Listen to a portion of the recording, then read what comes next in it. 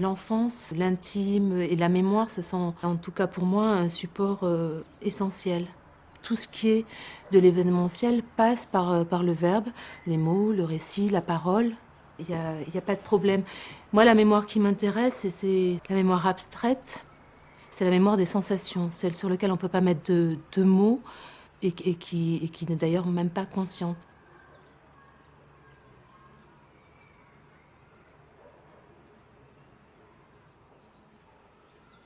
J'ai grandi en ville, hein, mais je passais toutes mes vacances à la campagne, en Haute-Provence. Et j'ai l'impression d'être vraiment, d'avoir grandi dans la nature, parce que c'était vraiment des moments très forts pour moi, notamment les vacances d'été, qui étaient quand même longues, puisqu'elles duraient 2 mois et demi à l'échelle d'un enfant, c'est une vie, quoi. Et où on avait une liberté totale, et c'était la saison, ben, voilà, des moissons, il y avait les jeux dans les granges à foin, les cabanes dans les arbres, les cueillettes, les balades, il y avait toutes ces choses-là. Et aussi d'ailleurs pas mal d'ennuis et de désœuvrement parce qu'on n'avait aucune activité structurée. Et donc, quand je me suis retrouvée dans la nature, j'ai petit à petit, j'ai retrouvé des sensations, des odeurs, donc des sons, des touchés un peu oubliés. Et j'ai eu envie de les transcrire.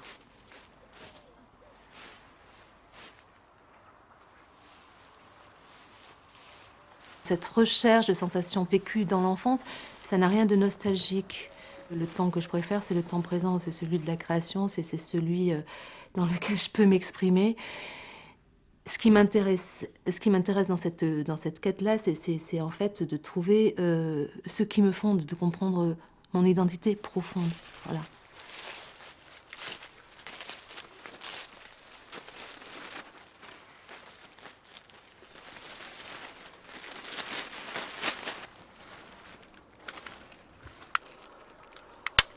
J'ai pratiqué comme architecte pendant une douzaine d'années. Depuis 98, j'ai progressivement abandonné l'architecture au profit de la peinture et des arts plastiques.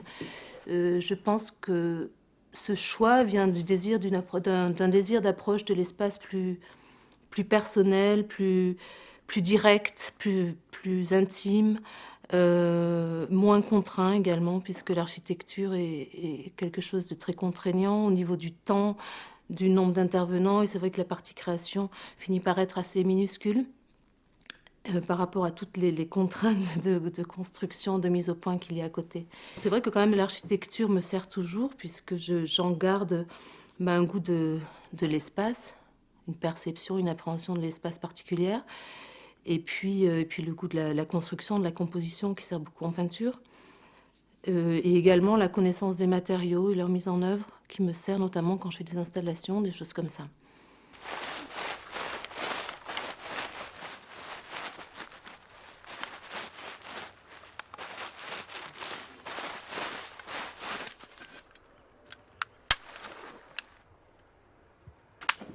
Les peintures que je fais actuellement sont assez directement liées à la nature.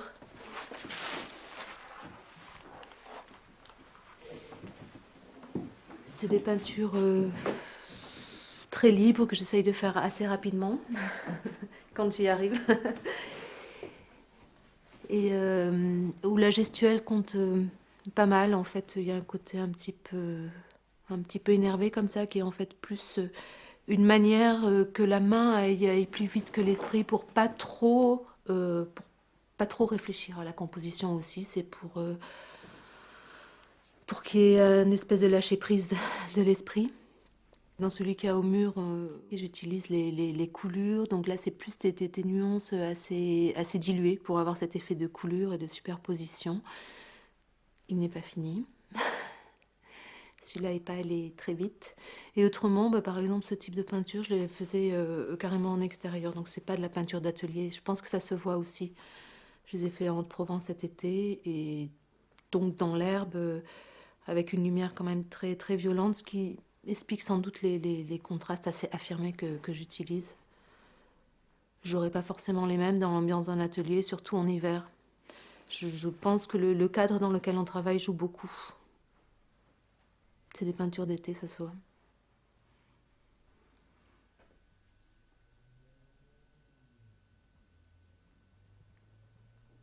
C'est vrai que j'ai une pratique dans mon travail assez expérimentale et intuitive. C'est vrai que c'est un travail de recherche. J'ai aussi un support grâce à l'écrit qui à la fois analyse ma peinture, éventuellement rétrospectivement, et éventuellement la suscite, puisqu'en fait, je note aussi beaucoup d'idées. J'ai des carnets à idées dans lesquels je note en vrac des choses qui me passent par la tête, des choses que j'ai vues, auxquelles j'ai pensé dans la rue, n'importe où. Et ensuite, bon, ben, régulièrement, je vais piocher des idées, les développer, en faire autre chose. C'est un petit peu ces allers-retours qui nourrissent mon travail aussi. Voilà, ce genre de carnet, comme j'ai...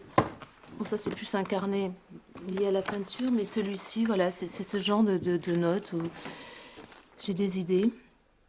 J'essaye de les noter au mieux, au plus précis. Mais éventuellement, après, ça ressort sous une autre forme, quoi, parce que forcément, le temps fait évoluer les envies. Voilà, je crois qu'en fait, tout sert. Toutes les idées qu'on a servent un jour. Et toutes les pratiques qu'on a également. Voilà, ça c'était pour la suspension des Samars. Je l'ai dessinée, enfin je l'ai conçue avant de la fabriquer.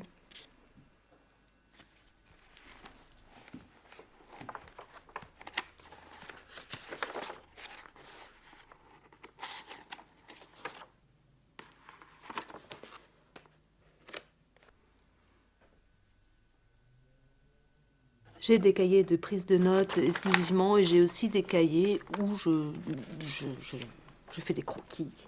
Des croquis, ou même je colle des choses qui me paraissent intéressantes en me disant que ça peut servir parce que voilà, la couleur ou la composition me plaît, il y a quelque chose qui me parle. Alors après, ça peut me servir, mais rarement c'est utilisé directement pour les faire en grand, bien entendu, mais c'est plus, voilà, le travail sur des rythmes, sur des... Voilà, une idée de diptyque, Marelle, plan d'église, que je n'ai jamais utilisé, mais je pense que je le ferai un jour. J'essaye toujours d'aborder une toile comme la première. Toujours dans ce souci d'expérimentation, et je pense que c'est le moyen d'aller toujours plus loin. Ne pas se reposer sur un système qui fonctionne, qu'on attend, qui marche bien. J'essaye toujours d'être neuve.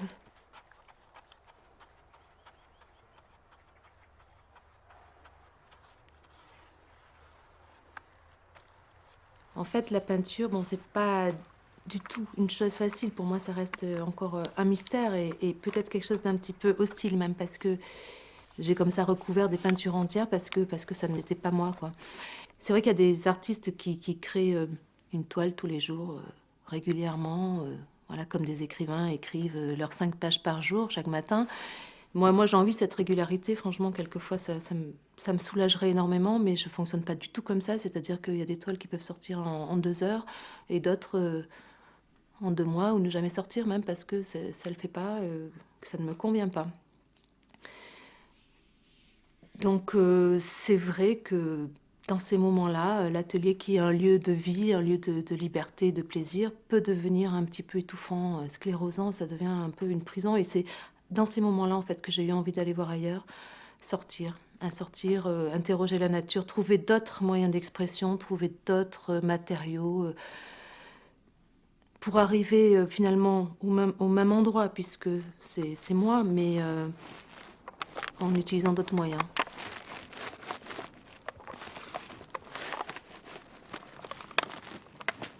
Quand j'ai pris un petit peu le large de l'atelier, je me suis trouvée confrontée à ces sensations que je reconnaissais et je me suis demandé comment les suggérer, quoi, d'une manière ou d'une autre. Et la chose qui m'est venue le plus naturellement possible, c'est l'empreinte. Et contrairement à la peinture que je faisais avant, qui se positionnait plutôt dans l'abstraction du monde réel, là je me trouve voilà, dans le toucher. C'est vraiment la matière, je vais la toucher. Enfin, il m'a semblé que c'était la traduction la plus formellement suggestive de sensations, celle du toucher et toutes les sensations connexes qu'il peut y avoir quand on se retrouve dans la nature. L'empreinte est la trace laissée par un corps par pression sur un support, et au sens au sens second, c'est la trace indélébile que l'on peut garder, ce qui reste d'un état de choses. J'ai réalisé qu'en fonction de la saison, j'utilisais pas du tout la même gamme de couleurs. C'est vrai que là, la gamme est un peu tombée dans des nuances plus grises, plus brunes.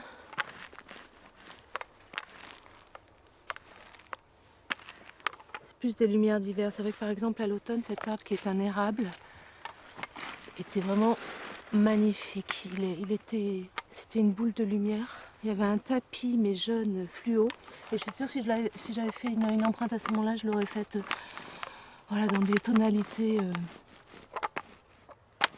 comme ça, jaune. Enfin vraiment, j'aurais travaillé la lumière complètement différemment.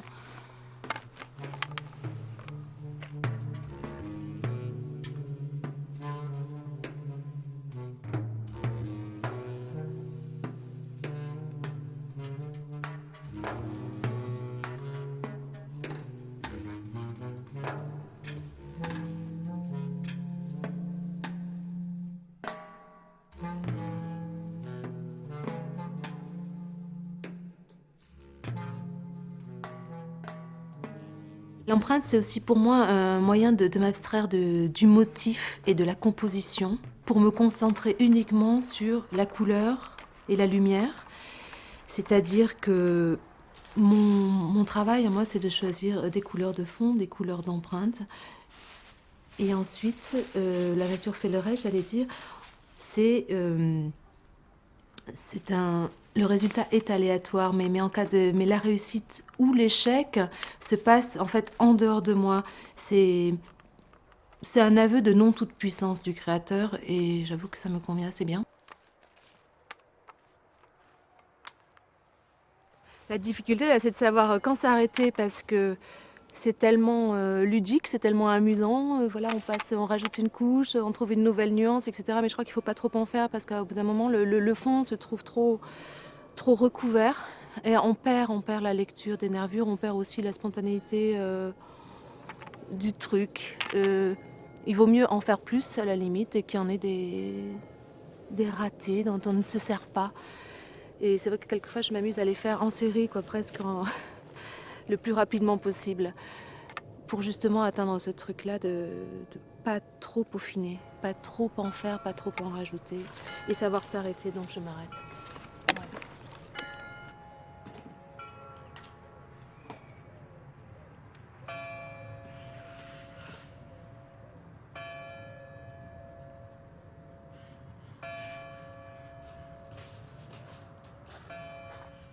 Ce que j'aime dans l'empreinte, c'est à la fois ce contact direct, mais également la distance qu'il peut y avoir. Par exemple, quand je fais des empreintes de balles de paille, je travaille avec une balle de paille qui est un objet fabriqué par une machine que l'on peut transporter qu'avec un tracteur ou je ne sais pas quoi. Et l'idée de travailler comme ça avec un objet manufacturé permet de prendre une certaine distance par rapport à la nature, tout en gardant la texture, la matière et l'odeur de l'élément naturel qu'est la paille.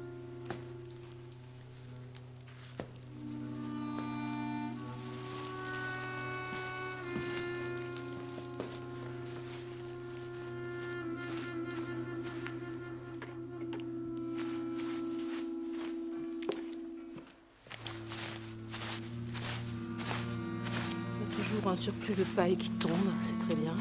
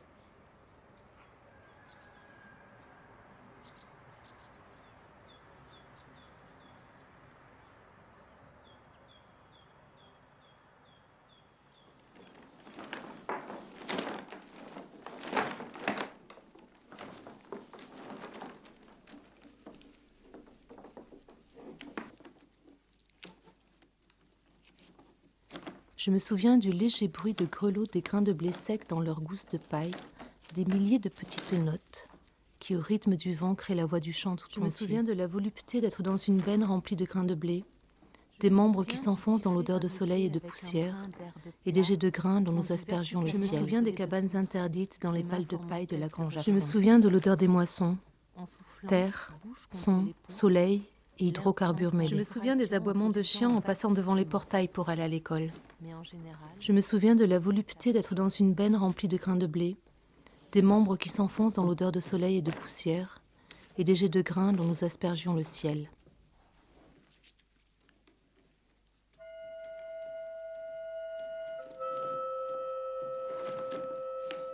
Je ne me souviens pas une seule fois avoir cessé d'aimer.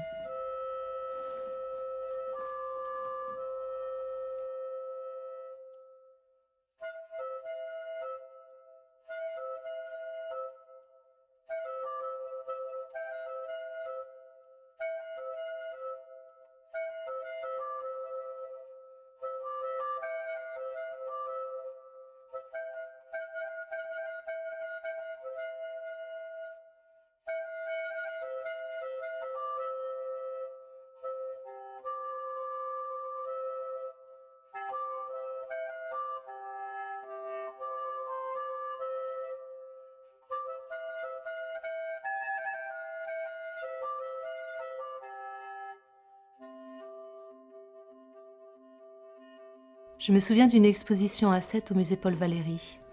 J'ai oublié ce qu'elle présentait, mais j'ai aimé au point de vouloir devenir peintre, d'y travailler ardemment en secret. Aujourd'hui, je peins, mais suis-je vraiment peintre? Mais où donc sont la sérénité, l'infinie plénitude, la satisfaction intangible auquel j'aspirais, celle dont l'enfant rêvait?